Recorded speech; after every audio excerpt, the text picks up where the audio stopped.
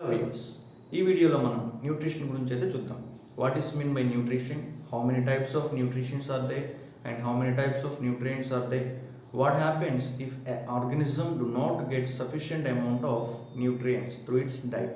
ఏదైనా ఒక living organism ఏదైతే ఉంటుందో అది తీసుకునేటువంటి ఫుడ్ మెటీరియల్స్లో దానికి సరిపడా ఉన్నటువంటి న్యూట్రియంట్స్ ఏవైతే ఉంటాయో అవి తీసుకోకపోతే ఏమవుతుంది అనేటువంటి వాటన్నిటి గురించి కూడాను మనం ఈ వీడియోలో తెలుసుకుందాం. మొదటిగా అసలు న్యూట్రిషన్ అంటే ఏంటి? What is mean by nutrition? Nutrition is a process of acquiring food materials and making energy from it. Nutrition అంటే ఏంటంటే మెయిన్గా ఫుడ్ మెటీరియల్స్ ఏవైతే ఉంటాయో అవి తీసుకొని, అంటే ఆహారం ద్వారా ఎనర్జీ ఏదైతే ఉంటుందో ఆ ఎనర్జీని ప్రొడ్యూస్ చేసుకునేటువంటి ప్రాసెస్ ఏదైతే ఉంటుందో దీన్ని న్యూట్రిషన్ అంటాం. అయితే మనకి ఫుడ్లో చాలా టైప్స్ ఆఫ్ న్యూట్రియంట్స్ అనేటువంటివి ఉంటాయి. There are many types of nutrients that are present in the food materials.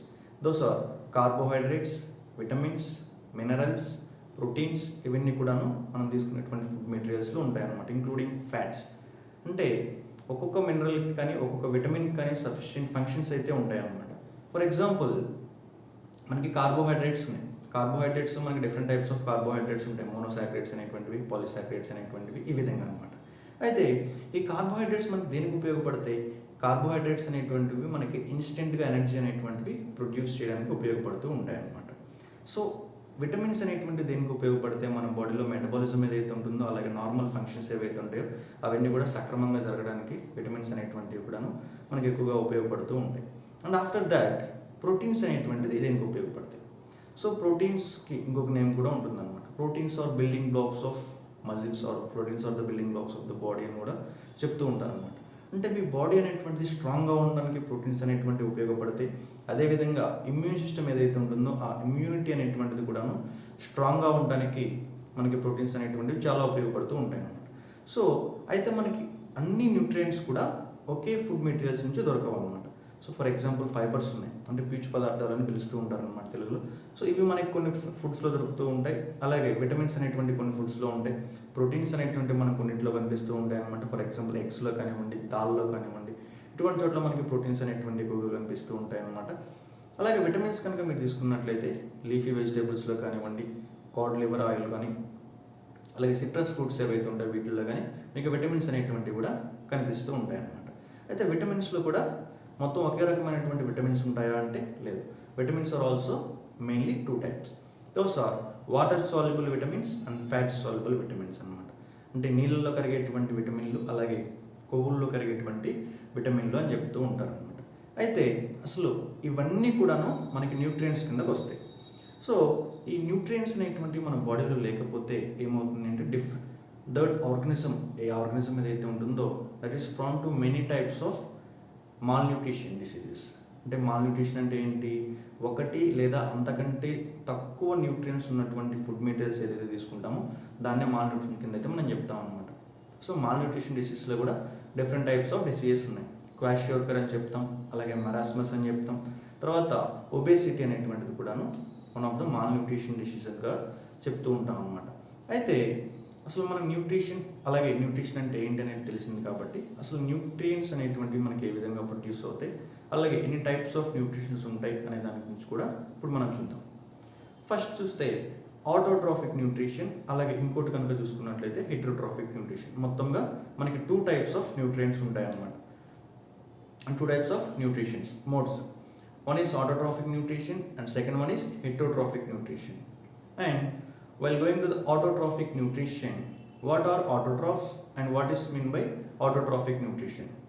The organisms which prepare their food without help of other organisms. అంటే ఒక ఆర్గనిజం వేరే ఆర్గనిజం పైన డిపెండ్ అవ్వకుండా దీని అంతటా ఇదిగా సొంతగా ఫుడ్ ప్రిపేర్ చేసుకున్నట్లయితే దీన్ని ఆటోట్రాప్స్ అంటాం. ఈ ఆర్గనిజం ఏదైతే ఉంటుందో ఈ ఆటోట్రాప్స్ అంటాం. అంటే ఈ మోడ్ ఆఫ్ ఆర్గనిజం, అంటే ఈ ప్రాసెస్ ఏదైతే ఉంటుందో ఈ ప్రాసెస్ని ఆటోట్రాఫిక్ న్యూట్రిషన్ అని కూడా పిలుస్తూ ఉంటారు అనమాట. దీన్ని ఇంకొక విధంగా ఎట్లా చెప్పొచ్చు అంటే the process of acquiring food materials without depending on others, or the process of acquiring food materials by its own. దానికి అదిగా సొంతగా ఫుడ్ ప్రిపేర్ చేసుకున్నట్లయితే దాన్ని కూడా మనం ఆటోట్రాప్స్ అంటాం అనమాట. ఆటోట్రాప్స్కి మనకి మెయిన్గా ఎగ్జాంపుల్స్ ఏముంటాయి? ఫర్ ఎగ్జాంపుల్ ప్లాంట్స్ ఉన్నాయి. సో ప్లాంట్స్ ఏవైతే ఉంటాయో ఇవి వేరే లివింగ్ ఆర్గనిజం ఏదైతే ఉంటుందో దానిపైన డిపెండ్ అవ్వకుండా దీనికి ఇదిగా సొంతగా ఫుడ్ మెటీరియల్స్ అనేటువంటివి తయారు చేసుకుంటాయి. ప్లాంట్స్ ఎలా తయారు చేసుకుంటాయంటే with the help of a process called as photosynthesis ప్రాసెస్ని యూస్ చేసుకొని ప్లాంట్స్ మెయిన్గా ఫుడ్ని తయారు చేసుకుంటూ ఉంటాయి అన్నమాట. అయితే ఈ ఫోటోసింథసిస్ ప్రాసెస్ జరగాలి అంటే ప్లాంట్స్కి ఏమేం కావాల్సి ఉంటుంది? మనకి మెయిన్గా కార్బన్ డైఆక్సైడ్ కావాల్సి ఉంటుంది. కార్బన్ డైఆక్సైడ్ అనేటువంటిది మనకి ఎక్కడి నుంచి వస్తుంది? త్రూ సాయిల్ నుంచి వస్తుందా? లేదు, త్రూ ఎయిర్ నుంచి మనకి కార్బన్ డైఆక్సైడ్ అనేటువంటిది వస్తుంది. కార్బన్ డైఆక్సైడ్తో పాటు మనకి వాటర్ కావాలి. వాటర్ అనేటువంటిది సాయిల్ నుంచి తీసుకుంటూ ఉంటాయి. వీటితో పాటుగా ప్లాంట్స్లో ఉండేటువంటి ఒక గ్రీన్ కలర్ పిగ్మెంట్ క్లోరోఫిల్ ఏదైతే ఉంటుందో క్లోరోఫిల్ కావాల్సి ఉంటుంది. అలాగే మనకి సన్ నుంచి వచ్చేటువంటి సన్లైట్ కూడా కావాలి. ఈ మూడిటి ప్రజెన్స్లో ప్లాంట్స్ ఏం ప్రిపేర్ చేసుకుంటాయంటే స్టార్చ్ని ప్రిపేర్ చేసుకుంటాయి, లేదా కార్బోహైడ్రేట్స్ ఏవైతే ఉంటాయి కార్బోహైడ్రేట్స్ని ప్రొడ్యూస్ చేస్తూ ఉంటాయి. వీటితో పాటుగా మీకు వాటర్ని, అలాగే లాస్ట్లో వచ్చేసరికి మీకు బై ప్రోడక్ట్గా మనకి ఆక్సిజన్ అనేటువంటిది కూడా వస్తుంది అనమాట.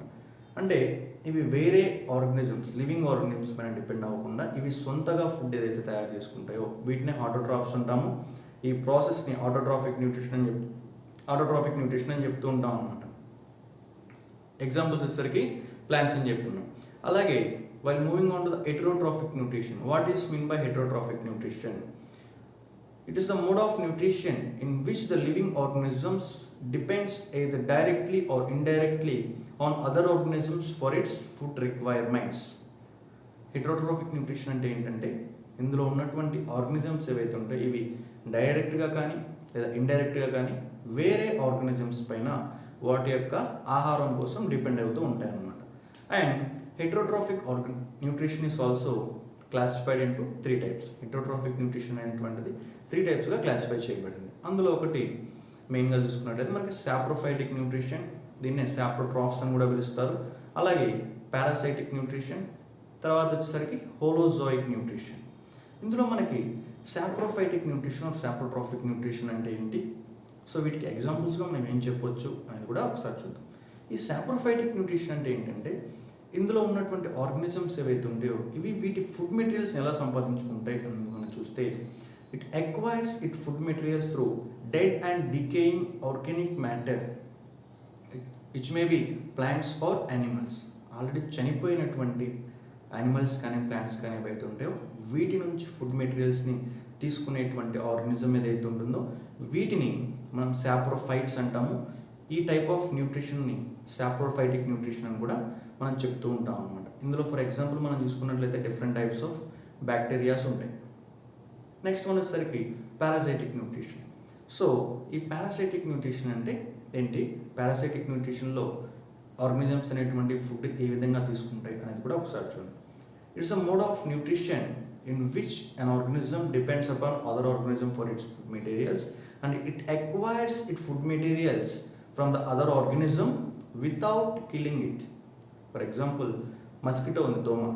సో దోమ ఏం చేస్తుంది, మనుషులు కుట్టినప్పుడు కానీ లేదా ఏదో అనిమల్స్ ఏవైతే ఉంటే వీటిని కుట్టినప్పుడు ఏం చేస్తుంది, వాటి దగ్గర నుంచి బ్లడ్ అనేటువంటి సక్ చేసుకుంటుంది. అంటే దీనికి కావాల్సినటువంటి ఫుడ్ మెటీరియల్స్ని ఈ మస్కిటోస్ అనేటువంటివి తీసుకుంటూ ఉంటాయి అన్నమాట. అలాగే లీచెస్ తీసుకోండి. ఫర్ ఎగ్జాంపుల్ లీచెస్ ఏం చేస్తే ఏదైనా ఒక లివింగ్ యానిమల్స్ కానీ హ్యూమన్ బీయింగ్స్ కానీ ఏమన్నా పట్టుకొని ఉన్నప్పుడు ఏం చేస్తుందంటే వాటి అంటిపెట్టుకొని అక్కడ నుంచి బ్లడ్ అనేటువంటి సక్ చేస్తూ ఉంటాయి అన్నమాట.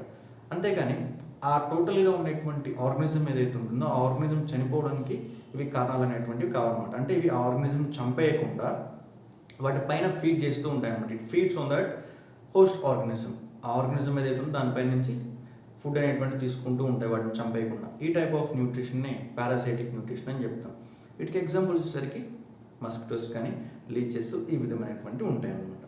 అలాగే హోలోజోయిక్ న్యూట్రిషన్. ఈ హోలోజోయిక్ న్యూట్రిషన్ అంటే ఏంటి, it's a process of acquiring food materials in the form of solids or solid ఫామ్లో ఉన్నటువంటి ఫుడ్ మెటీరియల్స్ ఏవైతే ఉంటాయో ఈ సాలిడ్ ఫామ్లో ఉన్న ఫుడ్ మెటీరియల్స్ని తీసుకునేటువంటి టైప్ ఆఫ్ న్యూట్రిషన్ని హోలోజోయిక్ న్యూట్రిషన్ అని అంటాం.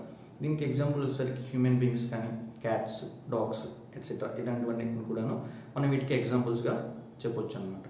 సో ఈ వీడియోలో మీకు న్యూట్రిషన్ అంటే ఏంటి, ఎన్ని టైప్స్ ఆఫ్ న్యూట్రిషన్స్ ఉంటాయి, అలాగే న్యూట్రిషన్ డెఫిషియన్సీ డిసీజెస్ అనేటువంటి ఏమేంటివి అనేటువంటి క్లారిటీ వచ్చి ఉంటుందన్నమాట. అలాగే మాల్ న్యూట్రిషన్కి సంబంధించినటువంటి డిసీజెస్ ఏవైతే ఉంటాయో వాటి గురించి మనం నెక్స్ట్ వీడియో క్లాస్లో అయితే డిస్కస్ చేద్దాము.